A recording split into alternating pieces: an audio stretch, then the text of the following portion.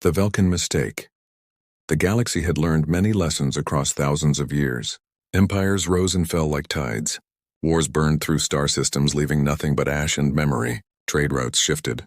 Alliances crumbled.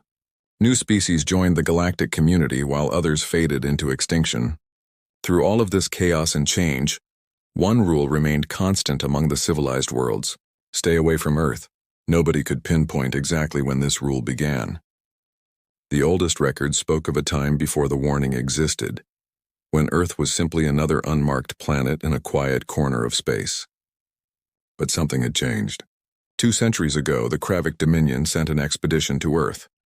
They were explorers and scientists, curious about the primitive species that had recently discovered radio waves. The Kravik sent their finest research vessel, equipped with the best technology available. 300 scientists, soldiers, and diplomats made the journey to the small blue world.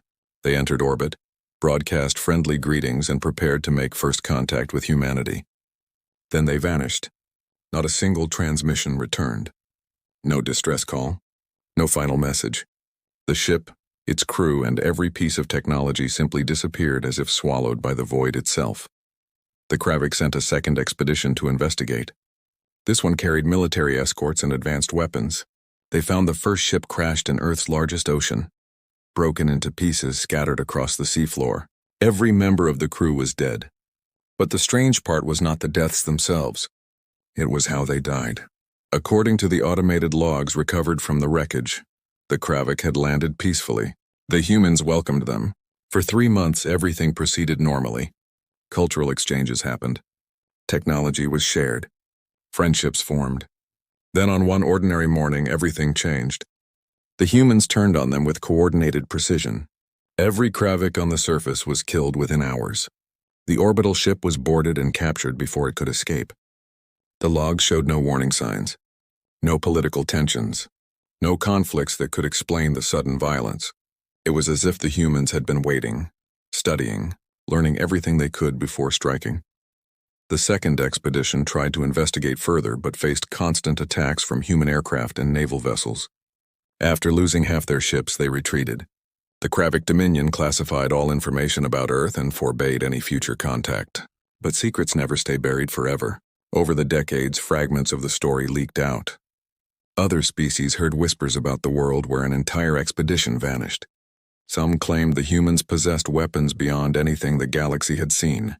Others said humans were simply violent by nature, unable to control their aggressive instincts. A few believed Earth itself was cursed, that something dark lived on that world and used humans as puppets. The stories grew with each retelling until Earth became something more than a planet. It became a legend, a ghost story told to young cadets in military academies across 100 worlds. Most advanced civilizations marked Earth's solar system as quarantine space on their star maps, a red zone, forbidden territory. The unspoken agreement was simple: leave the humans alone and let them stay in their isolated corner of space. As long as they remained primitive and confined to their own world, they posed no threat. For 200 years, this arrangement worked. Earth continued its slow development, unaware that thousands of civilizations watched from afar. Humanity advanced from radio to television, from early computers to digital networks, from atmospheric flight to primitive rockets. They were making progress, but at such a slow pace that most alien observers believed it would take another 1,000 years before humans could pose any real danger. The galaxy breathed easier knowing humanity was contained, but not every civilization respected old warnings. The Vulcan Empire had conquered over 400 worlds in the past 3 centuries. Their military was the strongest in 3 spiral arms of the galaxy. Their technology surpassed most of their neighbors. Their culture celebrated strength, dominance, and the absolute rule of the Supreme Chancellor. To the Vulcans, fear was a weakness that lesser species indulged in. They had never encountered an enemy they could not defeat, never faced a world they could not conquer. When Supreme Chancellor Theron first heard about the warnings regarding Earth, he laughed. Theron stood in the Grand War Chamber of the Imperial Palace, surrounded by holographic displays showing the Empire's vast territories. He was a massive figure, even by Vulcan standards, with silver scales covering his reptilian body and eyes that glowed amber in the dim light. His claws tapped against the metal table as he reviewed reports about Earth's resources. The planet was rich beyond imagination. Vast oceans filled with water purer than anything found on most worlds. Mineral deposits that could fuel the Empire's expansion for centuries. Rare elements needed for advanced weapons systems. And a population of humans that could be enslaved to work the mines and factories. To Theron, Earth was not a danger. It was an opportunity. His military advisors stood around the chamber, some nodding in agreement while others shifted uncomfortably. Fleet Commander Sareth, a younger officer with dark green scales and sharp intelligence in her eyes, spoke carefully.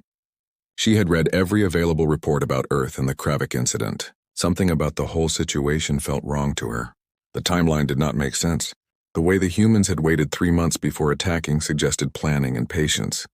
The complete destruction of a technologically superior force indicated capabilities that should not exist in a primitive species. She wanted to advise caution, perhaps send unmanned probes first to assess the situation. But she knew Theron would not accept such hesitation. The Supreme Chancellor had already made his decision before calling this meeting. Theron's voice boomed across the chamber as he addressed his commanders. He spoke of destiny and empire, of the Velkan right to rule over lesser species. He reminded them of their countless victories, their perfect record of conquest. Every world that resisted was eventually crushed. Every species that fought back was eventually enslaved or destroyed. Why should Earth be any different? The warnings were nothing more than myths spread by weak civilizations that lacked the courage to claim what was rightfully theirs. The Kravik had failed because they were soft, approaching with friendship instead of strength. The Velkans would not make that mistake. They would arrive with overwhelming force, demonstrate their superiority, and give the humans a simple choice: surrender or die. The War Council voted unanimously to proceed with the invasion. Even those who harbored doubts knew better than to voice them publicly. In the Velkan Empire, showing weakness or questioning the Supreme Chancellor's wisdom was a quick path to execution. Sareth voted with the others, though her concerns continued to grow. She was assigned to lead the invasion fleet, an honor that she accepted with mixed feelings. On one hand, commanding such a massive operation could cement her place in history and earn her a position on the High Council. On the other hand, she could not shake the feeling that they were walking into something they did not understand.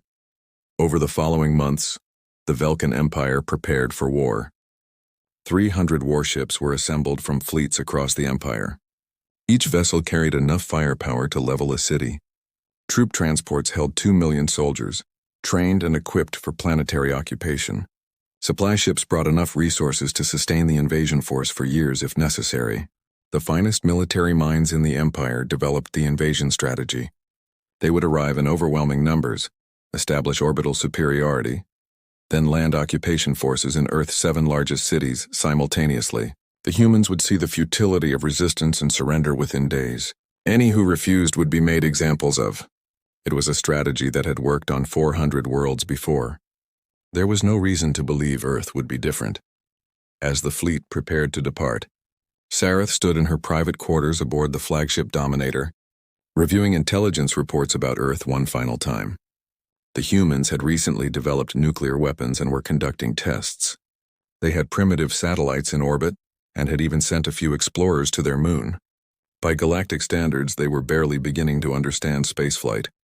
Their militaries used chemical propellant weapons and metal vehicles that would be laughably easy to destroy with Velkan energy weapons.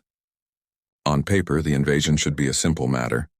Overwhelming technological superiority would guarantee victory within a week, but Sareth kept returning to the Kravik logs. She read them over and over, searching for clues about what had really happened. The humans in those reports did not sound primitive. They asked sophisticated questions about Kravik technology. They showed interest in weapon systems and defense capabilities. They requested detailed information about Kravik biology and culture. At the time, the Kravik scientists thought the humans were simply curious and eager to learn. Looking back with hindsight, it seemed like the humans were gathering intelligence, studying their visitors, learning every possible weakness before striking. If that was true, it suggested a level of strategic thinking that contradicted everything else known about humanity. It suggested they were far more dangerous than anyone realized. Sareth tried to bring her concerns to Theron one last time before departure. She suggested sending advance scouts, perhaps even attempting diplomatic contact before committing to invasion. Theron dismissed her immediately. He reminded her that the Empire did not negotiate with primitives. Strength was the only language lesser species understood. The fleet would depart on schedule, and Sareth would follow her orders without further question. She saluted and returned to her ship, knowing that whatever happened next would change the galaxy forever. She just hoped she would survive to see the outcome. The Velkan Armada departed from the Imperial shipyards in a formation that stretched across thousands of kilometers of space. 300 massive warships moved together, their engines burning bright enough to be seen from neighboring star systems. It was a display of power meant to intimidate any who might consider opposing the Empire. Inside those ships, 2 million soldiers prepared for what they believed would be an easy victory. They cleaned their weapons, reviewed their orders, and made plans for how they would spend their leave time after the conquest was complete. Few of them had heard the warnings about Earth. Even fewer believed them. The journey to Earth took 3 weeks at maximum faster than light speed. During that time, Sareth drilled her forces constantly. She ran simulation after simulation, preparing for every possible scenario. She made sure every soldier knew their assignment. Every pilot understood their objectives, and every commander had backup plans for their backup plans. Her fellow officers thought she was being paranoid, over-preparing for a battle that would be won in days. But Sareth could not shake her unease. Something about this invasion felt wrong. The closer they got to Earth, the stronger that feeling became. Strange things began happening as the fleet entered the outer edges of Earth's solar system. Long-range sensors detected unusual readings near Jupiter's moons, power signatures that did not match any known natural phenomenon. When they sent probe ships to investigate, the readings vanished. Communications occasionally crackled with interference that sounded almost like voices, though no actual messages could be decoded. Several junior officers reported seeing objects moving between planets on their sensor displays, but when senior staff reviewed the recordings, nothing appeared. Sareth ordered full diagnostic checks on all systems. Everything came back normal. The fleet continued forward. Earth appeared on their main displays as they approached the inner system. A small blue world, unremarkable compared to thousands of other inhabited planets. Its single moon hung nearby, gray and lifeless. Primitive satellites orbited in low trajectories, broadcasting radio signals in hundreds of different languages. The planet's surface showed clear signs of civilization. Cities lit up the night side of the world. Roads connected population centers. Industrial sites pumped smoke into the atmosphere. It looked exactly like intelligence reports had described, a primitive world, barely beginning to reach beyond its own gravity well. The perfect target for conquest. Sareth gave the order, and the fleet moved into high orbit above Earth. 300 warships took position in a sphere formation that surrounded the entire planet. Every weapon system powered up. Targeting computers locked onto military installations, government buildings, and communication centers. The show of force was meant to be overwhelming, to make humanity understand the futility of resistance. For 10 minutes, the fleet simply waited, expecting panic and chaos from below. But Earth remained strangely quiet. No defense forces scrambled to meet them. No missiles launched toward orbit. No desperate pleas for mercy came through communication channels. The humans simply continued their normal activities as if 300 alien warships had not just appeared above their world. Then, finally, a single transmission reached the flagship. It came from North America, from a facility that intelligence identified as a military command center. The voice was calm, almost friendly, speaking in flawless Velkan. The translator must have been very skilled to handle their complex language so perfectly. The human identified himself as Ambassador Chen, speaking on behalf of Earth's unified government.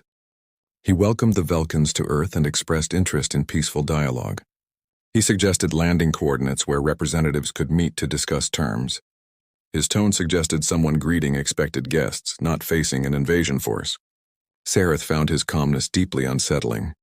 Theron, watching the transmission from his throne room back on the homeworld, was pleased. The humans were showing proper respect, acknowledging Velkan superiority.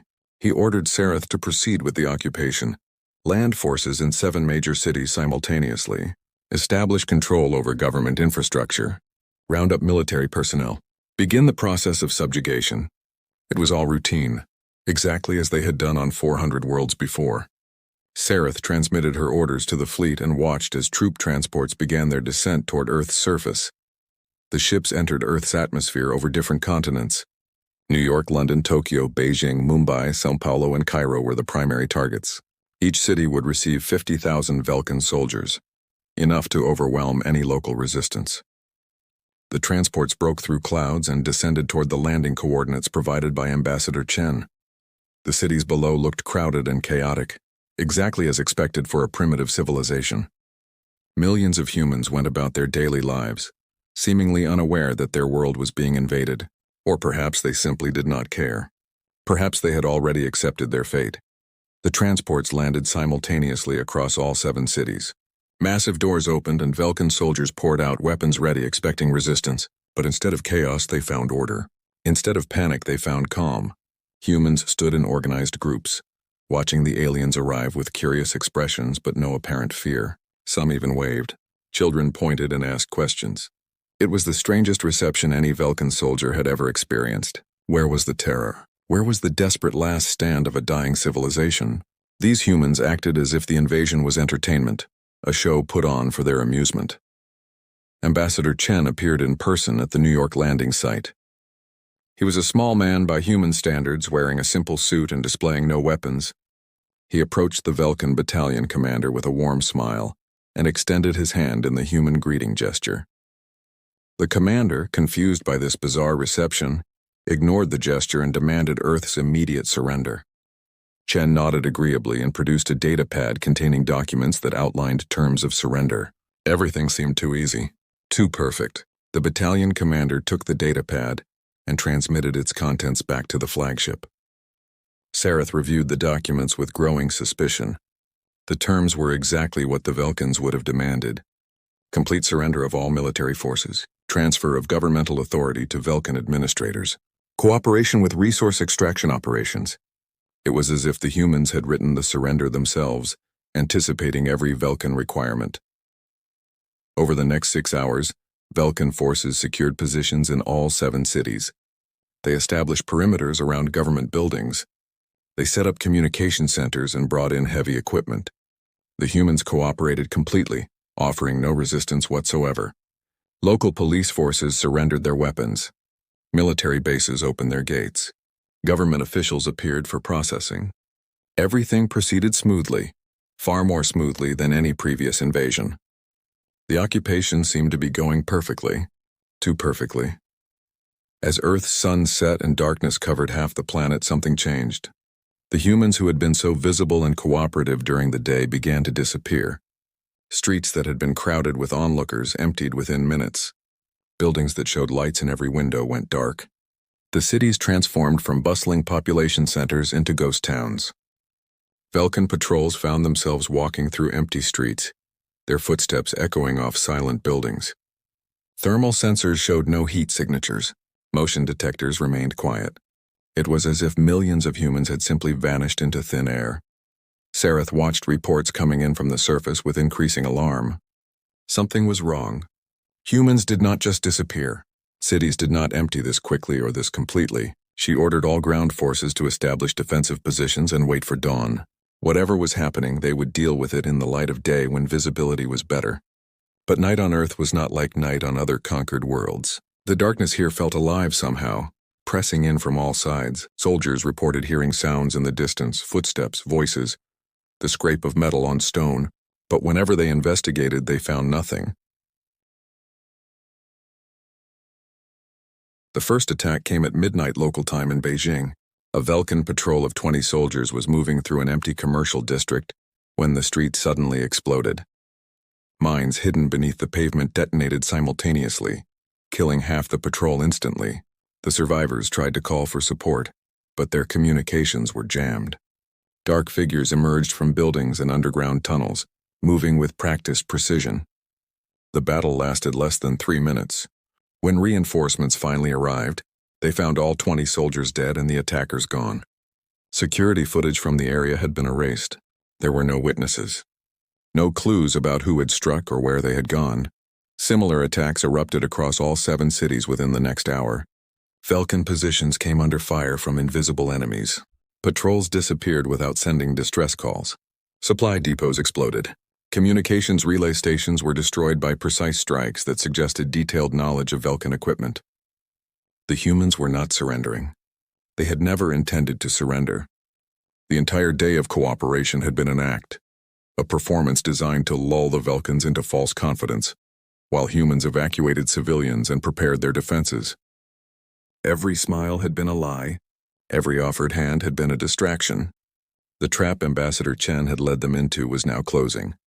Sareth ordered all ground forces to consolidate into defensible positions. She called for air support and orbital strikes against human military targets. But when the attack craft descended into Earth's atmosphere, they found themselves facing anti-aircraft systems far more advanced than intelligence reports had suggested. Railguns fired solid projectiles at hypersonic speeds, punching through Vulcan armor like paper. Electromagnetic pulse weapons disabled engines and sent ships crashing into the ground. Human fighter aircraft that should have been primitive jet-powered machines moved with impossible speed and agility, outmaneuvering Vulcan craft that were supposed to be technologically superior. Within 2 hours, the Vulcans had lost 30% of their atmospheric support craft. The rest retreated to orbit, leaving ground forces without air cover. As dawn broke over Earth's cities, Sareth finally understood the truth. The warning had been real. Earth was a trap, but not in the way anyone had imagined. The humans were not primitive. They had never been primitive. Everything the galaxy thought it knew about humanity was wrong. Somewhere in those cities, in tunnels and buildings and underground facilities, humans were laughing. They had waited 2 centuries for another species to be arrogant enough to ignore the warnings. Now they were showing the galaxy exactly why Earth should be feared. Humanity's true nature dawn brought no relief to the Vulcan forces trapped in Earth's cities. The sun rose over skylines that looked peaceful and empty, but Sareth knew better now. Every building was a potential firing position. Every tunnel entrance led to a maze designed for ambush. Every street corner could hide a trap. The humans had transformed their own cities into killing grounds, and the Vulcans were the prey wandering through carefully prepared hunting territory. Reports flooded into the flagship from all 7 occupation zones. Casualties were mounting rapidly. Entire companies had gone silent during the night. Supply lines were cut. Medical facilities were overwhelmed. The confident army that had landed yesterday was now a scattered collection of frightened soldiers hiding behind barricades and waiting for the next attack. Commander Dravik, leading the occupation force in New York, sent an urgent transmission to the flagship. His voice carried none of the arrogance that had colored Vulcan communications 24 hours earlier. He reported that his forces were pinned down in a government complex, surrounded by office towers. Human snipers fired from windows high above, using weapons that punched through Vulcan armor at distances that should have been impossible for primitive firearms. Every attempt to advance resulted in ambushes from underground tunnels. Every attempt to retreat led into streets filled with improvised explosives. His soldiers were trapped, running low on ammunition and facing an enemy they could barely see. Dravik estimated he had lost over 15,000 soldiers in the past 8 hours. The humans suffered no visible casualties. They struck from shadows, killed with precision, and vanished before reinforcements could arrive. Similar reports came from London, Tokyo, Cairo, and the other occupation sites. The pattern was identical in every city. Vulcan forces were contained in small defensive perimeters, while humans controlled everything beyond. The occupation that was supposed to take a week had collapsed in a single night. Sareth realized with growing horror that the humans had planned this for decades, perhaps centuries. These cities were not built for civilian life alone. They were fortresses designed to bleed any invading force dry. The subway systems were not just transportation. They were tactical mobility networks allowing rapid troop movement underground. The tall buildings were not just homes and offices. They were observation posts and sniper positions offering perfect fields of fire. Even the layout of streets seemed designed to channel invaders into kill zones where they could be attacked from multiple directions simultaneously. Sareth ordered her commanders to hold their positions and wait for reinforcements from orbit. She would land another 1,000,000 soldiers, overwhelming the humans through sheer numbers. But when the troop transports began their descent, they encountered a new threat. Missiles launched from hidden locations across the planet, rising on pillars of flame that tracked the Vulcan ships with impossible accuracy. These were not the primitive chemical rockets that intelligence had described. These were weapons using technology that matched or exceeded Vulcan standards. The first transport exploded at 10,000 meters, its hull torn apart by a warhead that burned hotter than a star. 2 more followed within seconds. The remaining transports aborted their landing and retreated to orbit, leaving the ground forces without reinforcement. On Earth's surface, the humans pressed their advantage. They no longer waited for darkness to attack. Squads moved through the cities in broad daylight, striking with coordinated precision that spoke of years of training and preparation. Sareth watched drone footage of one engagement in Sao Paulo and felt her blood run cold. A Velkin platoon had taken position in a fortified building, believing themselves safe behind thick walls and heavy weapons. Then the walls themselves exploded inward, not from missiles or artillery, but from charges placed inside the building's structure. The humans had known exactly where the Velkins would fortify. They had prepared the building as a trap long before the invasion began. As Velkin soldiers stumbled through the dust and debris, human fighters appeared from every direction. The battle lasted 30 seconds. Not a single Velkin survived. In New York, Commander Dravik faced a new horror. The humans stopped attacking his position entirely. They simply surrounded the complex and waited. At first, Dravik was relieved, believing his strong defensive position had earned respect. Then he realized the truth. The humans were not respecting his defenses. They were starving him out. Supply shipments from orbit could not reach the surface because of the missile threat. Water lines into the complex had been cut. Power was gone. The Velkins had food and water for perhaps 3 days. After that, they would have to surrender or die of thirst. The humans did not need to attack. Time was on their side. They could wait forever while the Velkins slowly withered. Sareth knew she was losing the war. In 3 days, the mighty Velkin Empire had gone from confident conquerors to desperate survivors. She needed information, needed to understand what she was truly facing. She ordered intelligence officers to decrypt and analyze all data about the Kravik expedition, pulling information from archives that had been sealed for 2 centuries. What they found changed everything. The Kravik had not simply disappeared. They had been systematically destroyed by humans who studied them first. Every technical specification of Kravik ships had been recorded by human scientists. Every biological weakness of Kravik physiology had been catalogued by human doctors.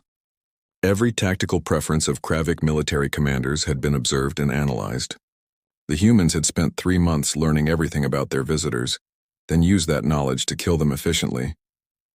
The Kravik never had a chance because they shared too much, trusted too readily, and underestimated the humans completely.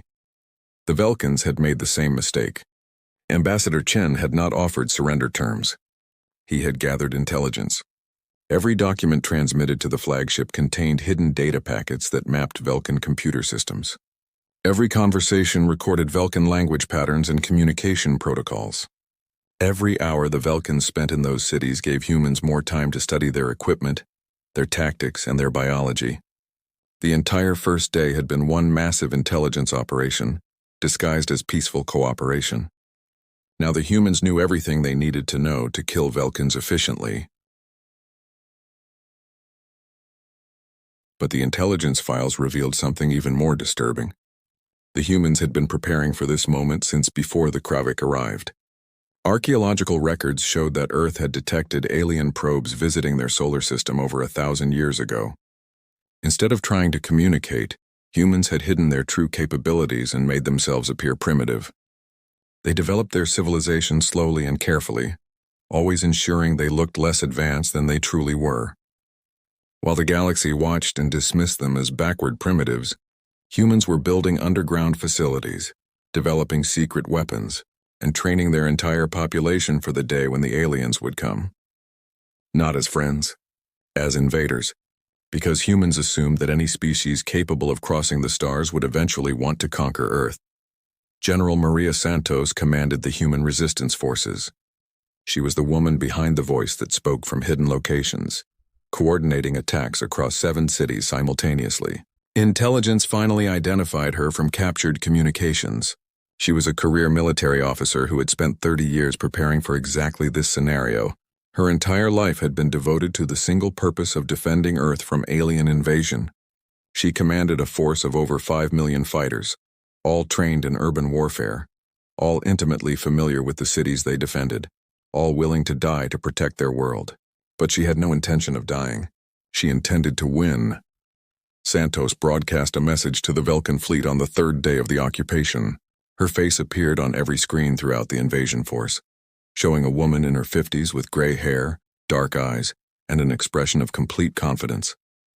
She spoke in perfect Vulcan, her translator obviously skilled at handling their complex language. Her message was simple and direct. The Vulcans had made a mistake coming to Earth. They had ignored warnings that were given for their own protection. Now they would learn why those warnings existed. Humanity did not want war with the galaxy. They wanted to be left alone to develop in peace. But if other species insisted on invading, humans would show them the cost of that decision. Every species that came to Earth with hostile intent would be destroyed. Every survivor would be sent home with a message.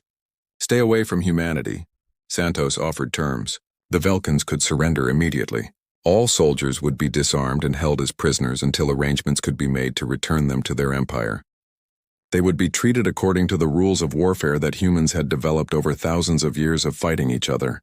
They would receive medical care, adequate food and water, and protection from harm, or they could continue fighting and die slowly as their supplies ran out, and human forces picked them apart piece by piece. The choice was theirs. They had 12 hours to decide. Sareth wanted to accept. She knew they were beaten. Pride was not worth the lives of 2 million soldiers. But the decision was not hers alone. Supreme Chancellor Theron watched events from the homeworld and refused to accept defeat at the hands of primitives. He ordered Sareth to bombardment Earth's surface from orbit. If they could not conquer the planet, they would destroy it, burn the cities, boil the oceans, turn the entire world into a lifeless rock. At least then the Empire could claim the mineral wealth without resistance. It was madness, but Theron would not be denied. He commanded, and Sareth had no choice but to obey. She gave the order with a heavy heart. The fleet would bombard Earth's 7 largest cities simultaneously. Millions of humans would die. Her own soldiers trapped on the surface would die too. It was murder on a scale that would be remembered across the galaxy for millennia. But Theron demanded it, and she could not refuse. The bombardment began at dawn on the 4th day. 300 warships opened fire with their main weapons. Energy beams capable of melting mountains lanced down from orbit toward Earth's cities. It should have been the end. Nothing could survive that much firepower concentrated in such a small area. But as the beams descended through Earth's atmosphere, something impossible happened. The energy dissipated harmlessly, absorbed by fields that shimmered into visibility around each city. Defensive shields powered by technology that should not exist on a primitive world. The beams struck the shields and vanished like raindrops hitting a pond. Not a single shot reached the surface. Sareth stared at her displays in disbelief. Planetary shields required power generation on a massive scale, and material science beyond what most species achieved until they had been spacefaring for centuries. Earth should not have this technology. But the evidence glowed in front of her eyes. 7 cities protected by shields that could absorb the full firepower of the Vulcan fleet. The humans had been hiding their capabilities far more thoroughly than anyone imagined. They did not just have advanced weapons. They had technology that rivaled the greatest civilizations in the galaxy. Then the humans counterattacked. From concealed locations across Earth's surface, weapons fired into space. Railguns launched projectiles at relativistic speeds. Moving so fast they appeared on sensors as blurs rather than solid objects. The projectiles struck Vulcan warships with devastating force, punching through armor and shields as if they did not exist. 3 ships exploded in the first volley, 5 more in the second. The fleet scattered, trying to evade, but the targeting was perfect. Humans tracked every ship, predicted every evasion maneuver, and adjusted their fire accordingly. Within 10 minutes, the Vulcan armada had lost 50 ships and was fleeing to higher orbit. Within an hour, they had lost 100 ships and were preparing to retreat from the solar system entirely. But escape was not so simple. As the fleet tried to organize a withdrawal, new contacts appeared on sensors. Ships rising from Earth's oceans, dozens of them. Sleek craft that moved with impossible agility and speed. They had been hiding underwater the entire time, waiting for the moment when the Vulcan fleet was disorganized and vulnerable. Now they struck like predators attacking wounded prey. Human spacecraft were smaller than Vulcan warships, but faster and more maneuverable. They carried weapons that burned through Vulcan shields and armor with terrifying efficiency. In ship-to-ship combat, the humans fought with a ferocity that shocked the Vulcans. They showed no fear, no hesitation, no mercy. The flagship Dominator came under attack from 3 human ships simultaneously. They coordinated their assault with precision that spoke of countless hours of training. One ship disabled the Dominator's engines with a targeted strike. Another destroyed its communications array. The third positioned itself to prevent any escape. Then, before Sareth could order her crew to abandon ship, the humans boarded. Magnetic clamps attached to the hull. Cutting torches burned through reinforced doors. Human soldiers poured into the flagship wearing armor that made them look like mechanical demons. They moved through corridors with weapons ready, clearing each section with brutal efficiency. Falcon security forces tried to resist but were overwhelmed within minutes. These were not primitive warriors. These were elite fighters with training and equipment that matched the best special forces in the galaxy. Sareth found herself facing a human soldier in her own command center. The soldier removed their helmet, revealing a young woman with sharp eyes and a determined expression. She spoke in Vulcan, her voice cold and professional. Commander Sareth was now a prisoner of Earth forces. She would be taken to the surface and held until the war ended. Resistance would be met with lethal force. Cooperation would ensure her safety and the safety of her surviving crew. Sareth looked around her ruined command center, at the bodies of her officers, at the humans who had captured her flagship in less than an hour. She ordered her crew to surrender. There was no point in further deaths.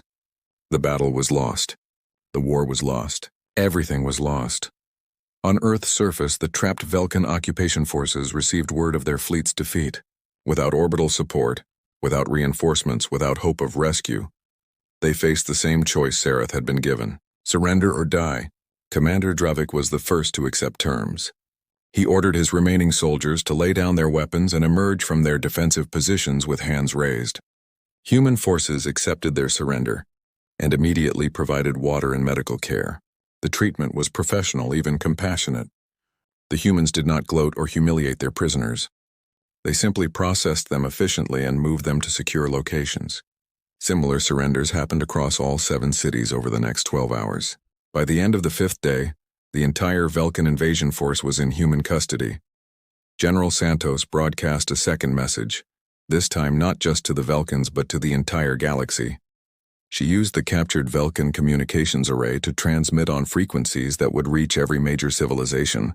Her message would be heard across hundreds of worlds and dozens of species. She appeared on screen in her military uniform, standing in what looked like a command center deep underground. Behind her, technicians worked at stations that displayed technology clearly beyond what humanity was supposed to possess. Santos spoke calmly and clearly, choosing her words with care. She explained that Earth had been preparing for this day for over 1,000 years. Humanity had detected alien probes and made a decision. If the galaxy was full of civilizations that might one day come to Earth with hostile intent, then humanity would prepare. They would appear primitive while secretly developing advanced technology. They would study every species that showed interest in their world. They would build weapons designed specifically to counter alien advantages. They would train every generation in the skills needed to defend their planet. All of this preparation was based on a simple assumption.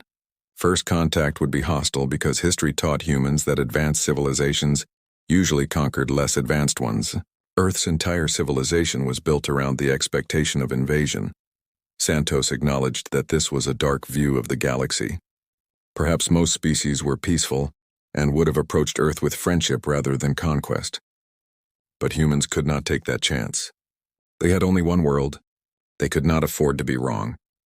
So they prepared for war while hoping for peace. The Krevik came and proved humanity's fears justified. The Vulcans came and confirmed the pattern. Both empires saw Earth as prey rather than potential allies. Both ignored warnings from species wise enough to respect danger. Both paid the price for their arrogance. But Santos emphasized that humanity did not want to be enemies with the galaxy. They wanted peaceful contact and eventual membership in the galactic community. They had knowledge to share, culture to contribute, and a perspective shaped by their unique history. Earth was ready to step out of isolation and take its place among the stars. But they would do so on their own terms, as equals rather than as conquered subjects. Any species willing to approach Earth peacefully would find humans ready for friendship. Any species that came with hostile intent would face the same fate as the Krevik and the Vulcans. The galaxy had a choice. They could continue treating Earth as forbidden space, leaving humanity alone to develop in peace. Or they could reach out with genuine offers of friendship and cooperation. What they could not do was treat Earth as a target for conquest. The age of invading humanity was over before it truly began. Two empires had learned this lesson at terrible cost. The question now was whether others needed to learn it as well, or whether the warning would finally be taken seriously. Santos concluded her broadcast with a promise. The Velkan prisoners would be returned home unharmed once arrangements were made. Sareth and her officers would be released with full records of the battle, so the Velkan Empire would understand exactly what had happened and why they lost. The wrecked ships in orbit would be left as monuments to arrogance and ignorance. And one more thing. Humanity had been watching the galaxy for a long time. They had probes in dozens of star systems. They had decrypted communications from hundreds of civilizations. They knew about trade routes and political alliances and military strengths. Earth might be isolated, but humans were not ignorant. They understood the galaxy better than the galaxy understood them. That advantage had kept Earth safe. It would continue to keep Earth safe until humanity was ready to emerge on their own terms. The transmission ended, and the galaxy erupted in chaos. Every major government held emergency councils. Intelligence agencies scrambled to understand how they had been so wrong about humanity. Military strategists analyzed the battle and realized with horror that Earth could potentially defend itself against forces far larger than what the Velkans had sent. The warnings that had been dismissed as myths were now confirmed as absolute truth. Earth was dangerous. Humanity was not primitive. Everything the galaxy thought it knew was wrong. 6 months later, Sareth stood on a transport ship carrying her and the surviving Velkans back to their empire. She had spent that time in a human facility that was comfortable but secure. Her captors had treated her well, providing everything she needed and even allowing communication with her family back home. Human doctors had treated wounded Velkan soldiers with the same care they gave their own people. Human guards had been professional and respectful. It was not the behavior of primitives or savages. It was the behavior of a civilization that understood honor and mercy even in war. Santos had visited Sareth personally before her release. The two commanders talked for hours about military theory, tactical philosophy, and the nature of warfare. Sareth found herself respecting the human general despite everything that had happened. Santos explained that humans did not enjoy war. Their history was filled with conflicts that taught them its true cost. That experience made them better warriors but also made them value peace more deeply. They fought when necessary and fought to win. But they did not celebrate victory through conquest. They celebrated victory through survival. As Sareth's ship approached Velkan space, she thought about the report she would have to give to Supreme Chancellor Theron. She would tell him the truth. The invasion failed because humanity was never what the Velkans believed them to be. They were not primitives waiting to be conquered. They were warriors who had been preparing for centuries. They were strategists who thought generations ahead. They were survivors who would do whatever necessary to protect their world. The Velkan Empire had been arrogant and ignorant. That combination nearly destroyed the fleet and did destroy any hope of conquest. Earth would remain independent because no force in the galaxy could conquer it without losses too severe to accept. Theron would not want to hear this truth. He would rage and threaten and possibly execute Sareth for failing. But it did not matter. The truth would spread regardless. Every species would learn what happened when the Velkans ignored the warnings. Some would be angry. Some would be afraid. But hopefully, some would be wise. Hopefully, some would see an opportunity rather than a threat. Because Santos had been right about one thing. Humanity wanted peace and was ready to join the galaxy as equals. The species that reached out in friendship rather than conquest would gain allies unlike any other. The species that continued to see Earth as prey would face destruction. As her ship entered orbit around the Velkan homeworld, Sareth made a decision. She would tell Theron the truth and accept whatever punishment he decreed. But she would also begin working toward a different future. A future where the Velkan Empire learned from its mistakes rather than repeating them. A future where humans and Velkans might eventually stand as allies rather than enemies. It would take time and effort and overcoming centuries of imperial arrogance. But it was possible. Humanity had proven that even the most dangerous situations could be survived with proper preparation and determination. The galaxy had received its warning. Not through ancient myths or deleted records, but through direct experience. Earth was not a target. It was not prey. It was not a world waiting to be conquered. Earth was humanity's fortress, defended by warriors who had spent 1,000 years preparing for invasion. Any species foolish enough to attack would learn the same lesson the Kravik and Velkans learned. Some traps are obvious.